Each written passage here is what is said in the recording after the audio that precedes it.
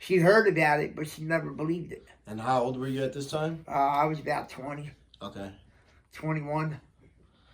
Because I went to jail when I was 23. Remember I told you? Yeah. I went to jail when I was 23, so I was 25. What led you to prison? Because the guy raped the kid. So I broke his neck with a baseball bat. I almost killed him. I almost had attempted murder. I had 22 caliber rifle, assault and battery, robbery, burglary, theft, conspiracy, and my brother was with me. So we both got sentenced the same thing, but my brother went upstate and I went to the county.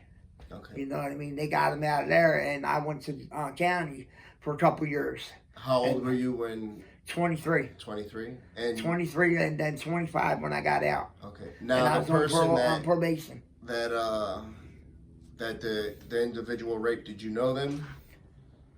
No, the rape, I didn't. Well, I knew the guy in my apartment building where my sister lived.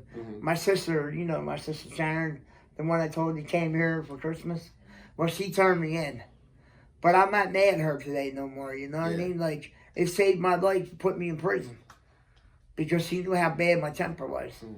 And she said, you could kill that guy. I could have killed him. Now, what made you, what connection did you have that make you want to do that to him? I was high. Okay. I was coked up. I was doing plates of coke in my sister's house.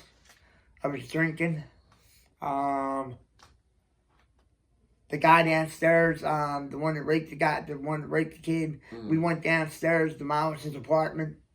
The only thing I didn't demolish is his TV, and we took the New Balance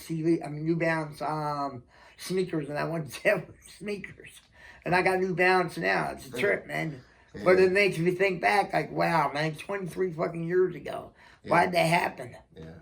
But it happened. Now, when you were in your addiction, how did you support your addiction? I was working. Okay. I worked different odd jobs. So I became a roofer years later.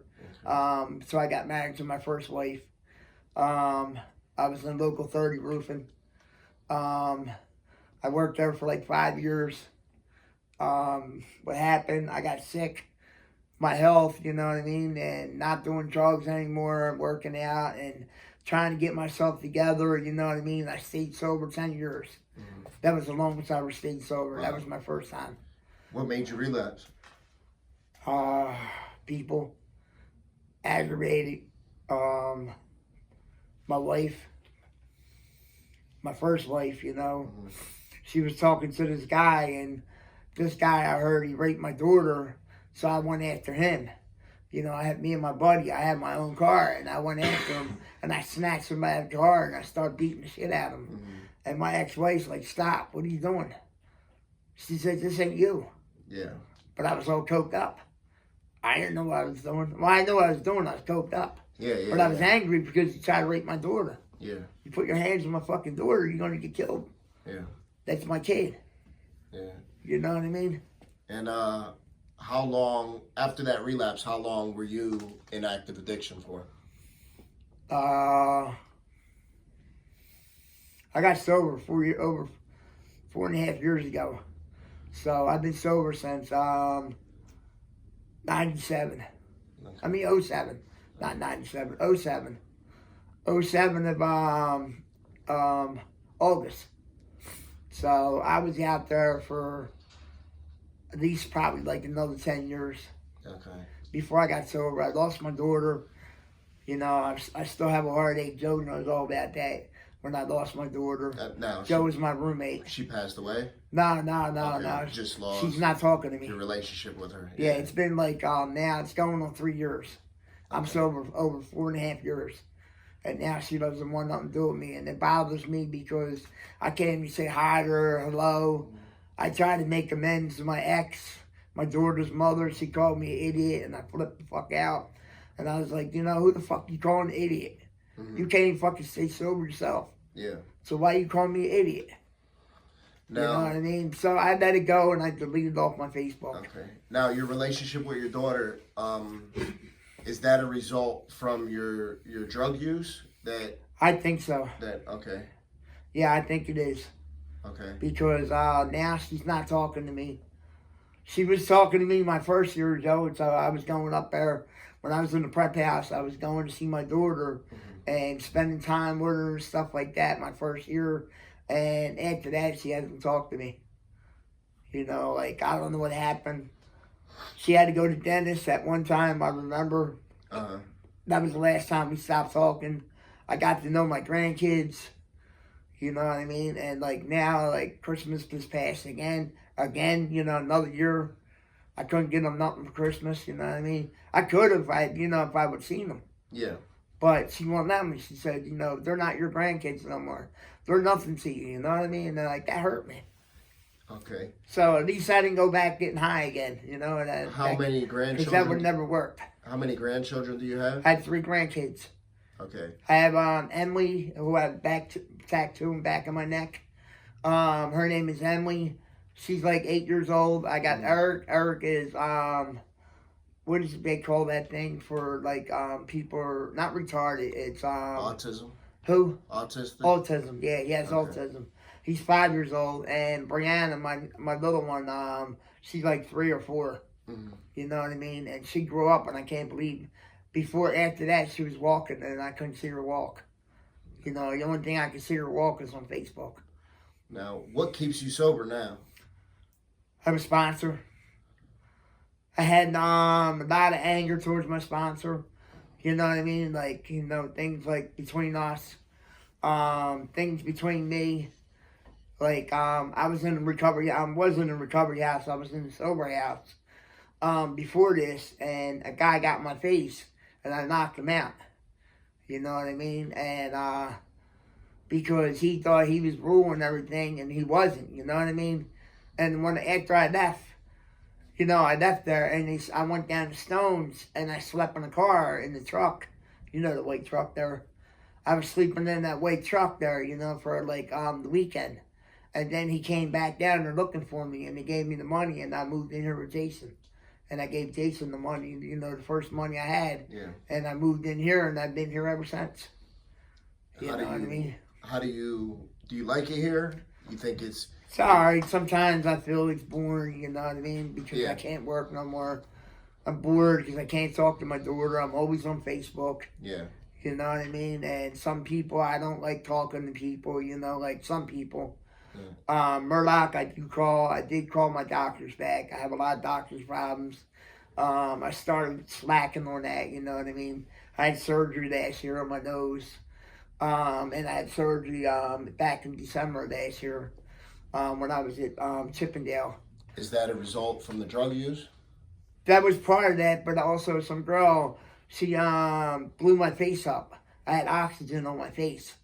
I was wearing oxygen when I was in Florida. I didn't tell you all about that. I went to Florida, and I lived in Florida like 4 or 5 times. And the girl that I was down in West Palm, I had oxygen on my face. I never thought I would ever go back on oxygen again. I was.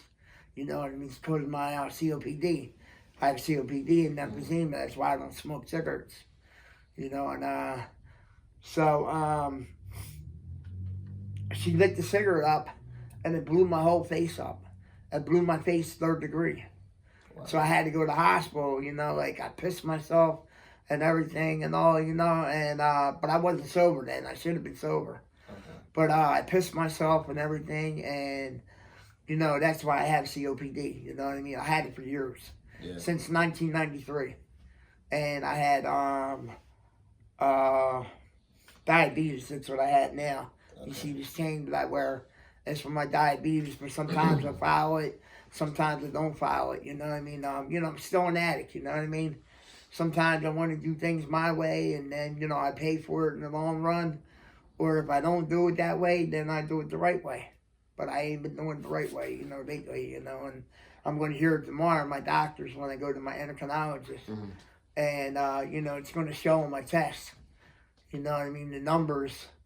You know, because last time she bumped me up to 70, you know, for my insulin, for nighttime, because I had to take insulin. Mm. And I'm supposed to take insulin 3 times a day, but I had no insulin left. I have a little bit left for tomorrow, you know what I mean? So I go to see her, and then hopefully I'll see she gives me some samples. If she don't have it, then I gotta wait until casting, you know, Yeah. like the 8th this What- week. What advice would you give to somebody who's struggling with addiction? I would tell them, you know, try to give yourself a chance. You know what I mean? Like I did myself, you know, like they gave me a lot of chances. I had a lot of people in the past, Life or Death and stuff like that. I don't know if you ever heard of them.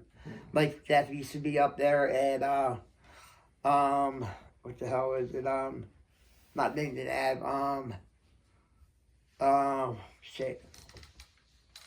Where the gun shops used to be, but they moved now. They're up there on what's that road up there, Joey? Life or Death? Academy Road, yeah. I hadn't been up there in a while, but I used to go there all the time. Me and my friend that passed away. He died, you know, and you know, I wish he would have learned his lesson, you know what I mean? Because he died smoking, and he died of COPD, congested heart failure. Yeah. You know what I mean? And I still miss him. Sometimes I just try to talk to him, you know what I mean? Like when nobody's around, I try to talk to him and, you know, let him know how I'm doing. You know, he'd be proud of me that I made it this far. Yeah. Because he died, he had like 13 years sober. So he died sober, no matter what. He still died sober. Yep. You know what I mean? And he was like my best friend. You know what I mean? And now his sister, she helps me out. You know what I mean? And that's why I have to worry about waiting for her. Yeah. So I go to the pharmacy, then I get my medicine. I already called it in, but I don't have the money to get my medicine, so I have to wait until, you know, like, Thursday or Friday. Yeah.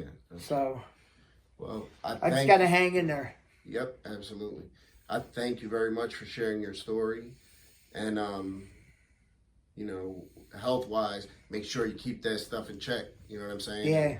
And be on top of your P's and Q's. You know, you want to live as long as you can, brother. But I'm trying, man. Yep, I thank you very much for sharing your story, and I hope everything continues to get better for you, brother. Thanks a lot, man. Thank you. I appreciate Your turn, you. Joey.